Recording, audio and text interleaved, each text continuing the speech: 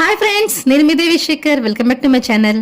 ఈరోజు మన ఛానల్లో రొయ్యల వేపుడుని చాలా ఈజీగా ఎంతో టేస్టీగా ఎలా చేసుకోవాలో చూసేద్దామా. దీనికోసం శుభ్రం చేసి పెట్టుకున్న ఒక 1/2 kg పచ్చి రొయ్యలు తీసుకోవాలి. దీంట్లోకి మనము రుచికి సరిపడా సాల్ట్, అట్లనే 1 టేబుల్ స్పూన్ వరకు కారము, 1/4 టీ స్పూన్ పసుపు, 1 టీ స్పూన్ జీలకర్ర పొడి, 1/2 టేబుల్ స్పూన్ వరకు ధనియాల పొడి, 1/4 టీ స్పూన్ వరకు garam masala, 1 table spoon oil, 1 table spoon అల్లం వెల్లుల్లి పేస్టు, 1 చెక్క నిమ్మకాయ రసం కూడా వేసుకొని ఈ మసాలాలన్నీ కూడా రొయ్యలకి పట్టేలాగా మంచిగా కలిపేసేసుకోవాలండి. కలిపేసేసుకొని ఇప్పుడు ఈ రొయ్యల్ని 1 గంట సేపు అయినా సరే మనము ఫ్రిడ్జ్లో పెట్టుకొని నానబెట్టేసేసుకోవాలి. ఇప్పుడు ఫ్రై ప్రిపేర్ చేసుకోవడం కోసం స్టవ్ మీద ఒక ప్యాన్ పెట్టుకొని అందులో 2 టేబుల్ స్పూన్స్ వరకు ఆయిల్ వేసుకోవాలి. ఆయిల్ కొంచెం హీట్ ఎక్కిన తర్వాత 1 ఉల్లిపాయని ఇట్లా సన్నగా కట్ చేసుకొని వేసుకోవాలి.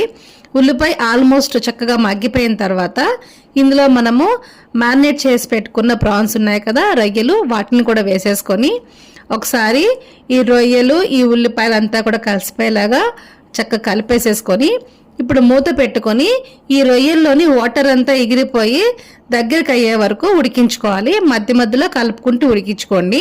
రొయ్యల్లో వాటర్ అంతా ఎగిరిపోయిన తర్వాత ఇందులోకి మనము 2 పచ్చిమిర్చి చీలికలు కూడా వేసుకొని ఒకసారి కలుపుకొని 5 మినిట్స్ మూత పెట్టుకొని ఉడికించుకుంటే ఆయిల్ ఇట్లా సపరేట్ అవుతూ ఉంటుంది.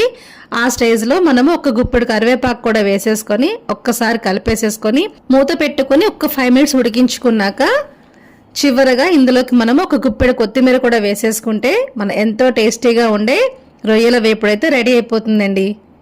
ఇది కొంచెం వెట్గా ఉంటుంది, మనకు అన్నంలో కలుపుకోవడానికి చాలా బాగుంటుంది. ఇప్పుడు దీన్ని మనము సర్వింగ్ బౌల్లోకి తీసేసుకొని వేడి వేడి అన్నంతో సర్వ్ చేసుకుంటే భలే రుచిగా ఉంటుందండి. అంతేనండి, ఎంతో సింపుల్గా టేస్టీగా చేసుకునే ఈ రొయ్యల వేపుడు రెసిపీ మీకు నచ్చిందా? అయితే మీరు ట్రై చేసి మీకు ఎలా కుదిరిందో కామెంట్స్లో నాతో షేర్ చేయండి. Thank you.